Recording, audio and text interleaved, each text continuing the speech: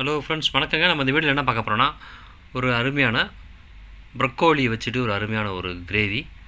இது எப்படி செய்யலாம்னு பார்க்குறதுக்கு முன்னாடி நம்ம சேனலுக்கு மொதல் வரீங்கன்னா சப்ஸ்கிரைப் பண்ணிட்டு பெல் பட்டனை ப்ரெஸ் பண்ணி பாருங்கள். அப்போ தான் போகிற வீடியோ உங்களுக்கு நோட்டிஃபிகேஷனில் வந்துகிட்டே இருக்கும். இது வந்து பார்த்திங்கன்னா சாதம், தோசை, சப்பாத்திக்கெலாம் அருமையான ஒரு சைடிஷாக இருக்கும்.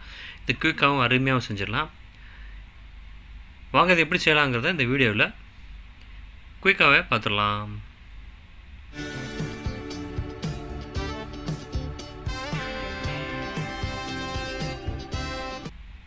அதுக்கு என்ன பண்ணுறீங்கன்னா, இந்த மாதிரி கடாயில் 2 ஸ்பூன் அளவுக்கு எண்ணெய் சேர்த்து நல்லா ஹீட் பண்ணுங்கள். எண்ணெய் சூடானதும் அது கூட சேர்த்து சிறிதளவு பட்டர் சேர்த்துட்டு நல்லா மெல்ட் பண்ணி விடுங்க. நல்லா ஃப்ளேவர் கொடுக்கும். அடுத்து அதில் ஸ்பைசியை சேர்த்துக்கலாம். பட்டை, கிராம்பு, ஏலக்காய், கிராம்பு இதெல்லாம் சேர்த்து லைட்டாக ஃப்ரை பண்ணிக்கோங்க. அடுத்து ஜீரகம், பெருஞ்சீரகம் இது 2 டீஸ்பூன் அளவுக்கு சேர்த்துட்டு இது லைட்டாக வறுத்துக்குங்க. மீடியம் ஃப்ளேமில் வச்சு வறுத்துக்குங்க. அடுத்து இஞ்சி, வெள்ளை பூண்டு இந்த மாதிரி பொடிச்சா கட் பண்ணி சேர்த்துட்டு இதே கொஞ்சம் பச்சை வாசனை போதுக்கு வதக்கிக்கலாம். அடுத்து ஒரு பச்சை மிளகா சேர்த்துக்குங்க. சேர்த்துட்டு இதே சேர்த்துட்டு பச்சை வாசனை போதுக்கு நல்லா வதக்கி எடுத்துக்கலாம். அடுத்து ஒரு பெரிய வெங்காயத்தை இந்த மாதிரி பொடிச்சா கட் பண்ணி அதையும் சேர்த்துட்டு நல்லா மீடியம் ஃப்ளேமில் வச்சுட்டு நல்லா ப்ரௌனாக வரைக்கும் வதக்குங்க. நல்லா ப்ரௌனாக வந்தால் தான் நல்லா டேஸ்ட்டாக இருக்கும். பாருங்கள், ப்ரௌனாக வந்துருச்சு. அதில் வந்து ஒரு தக்காளியை பொடிச்சா கட் பண்ணி சேர்த்துட்டு இதையும் நல்லா மசிஞ்சு குழஞ்சி வர வரைக்கும் நல்லா வதக்கிடுங்க. பாருங்கள், வதக்கி வந்துடுச்சு. இதில் வந்து உங்களுக்கு விருப்பமான காய்கறிகள் சேர்த்துக்கலாம். நான் வந்து கேரட்டு, பீன்ஸு, பட்டாணி சேர்த்துக்கிறேன். அடுத்து மெயின் ஐட்டம் நம்ம ப்ரொக்கோலியை வந்து இந்த மாதிரி கழுவி கட் பண்ணி சேர்த்துக்குங்க. சேர்த்துட்டு இதே நல்லா அந்த கிரேவி அதோடு சேர்த்து நல்லா நெருப்பை குறைச்சி வச்சுட்டு நல்லா மிக்ஸ் பண்ணி விட்டுக்கலாம். 2 நிமிஷம் நல்லா வதக்கி விடுங்க. இந்த மாதிரி வதக்கி விட்டுட்டு அடுத்து இது வேகிறதுக்கு மட்டும் ஒரு 1/2 கப் அளவுக்கு தண்ணி சேர்த்துட்டு இது கொஞ்சம் நேரம் அப்படியே வதக்கி விடுங்க. மூடி போட்டு ஒரு 5-6 நிமிஷம் நல்லா வதக்கி விடுங்க. பாருங்கள், கலரெலாம் மாறி கொஞ்சம் 3/4 பதத்துக்கு வந்துடுச்சு. அடுத்ததில் 1/4 டீஸ்பூன் மஞ்சத்தூள், காரத்துக்கு ஏற்ற மாதிரி மிளகாய்த்தூள் சேர்த்துக்குங்க.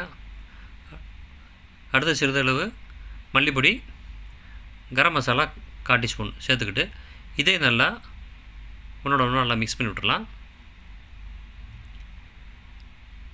நல்லா மிக்ஸ் பண்ணிவிட்டு அடுத்து உங்களுக்கு எந்த அளவுக்கு குவான்டிட்டி அளவு வேணுமோ அந்த அளவுக்கு கிரேவி அளவுக்கு தண்ணி சேர்த்துக்குங்க. நான் இந்த மாதிரி 2 கப் அளவு சேர்த்துக்கிறேன். அடுத்து தேவையான அளவு உப்பு சேர்த்துங்க. உப்பு சேர்த்துட்டு நல்லா மிக்ஸ் பண்ணி விட்ருங்க. எல்லா இடத்துலையும் போகிற மாதிரி, கட்டி இல்லாமல் எல்லா இடத்துலையும் போகிற மாதிரி நல்லா மிக்ஸ் பண்ணி விட்டுட்டு அடுத்து நான் ஏற்கனவே ஒரு பெரிய உருளைக்கிழங்கு அந்த மாதிரி வேக வச்சு வச்சுருக்கேன். அதையும் அப்படியே மசிச்சு இதோடு சேர்த்துருங்க. சேர்த்துட்டு நல்லா மிக்ஸ் பண்ணி விட்டுக்கலாம். இந்த மாதிரி மிக்ஸ் பண்ணிவிட்டு இதை கொஞ்சம் மூடி போட்டு ஒரு 10-12 நிமிஷம் நல்லா கொதிக்க விடுவோம். பாருங்கள், நல்லா கொதித்து நல்லா கிரேவி பதத்துக்கு நல்லா வந்துடுச்சு. இதில் வந்து 4-5 ஸ்பூன் அளவுக்கு துருவன தேங்காயும் 4 பல் கேஷ்யூ நட்டு அந்த மாதிரி அரைச்சி வச்சுருக்கேன் தண்ணி சேர்த்து. அதே அந்த பாலோடு அப்படியே சேர்த்துருங்க. சேர்த்துட்டு நல்லா மிக்ஸ் பண்ணி விடுங்க. தேங்காய் சேர்க்கும் போது நல்ல ஒரு ஃப்ளேவர் கிடைக்கும். இதை கொஞ்சம் மூடி போட்டு ஒரு 5-6 நிமிஷம் மட்டும் லைட்டாக ஹீட் பண்ணி விடலாம். பாருங்கள், நல்லா வெந்து எண்ணெயில் பிரிஞ்சு சூப்பராக வந்திருக்கு.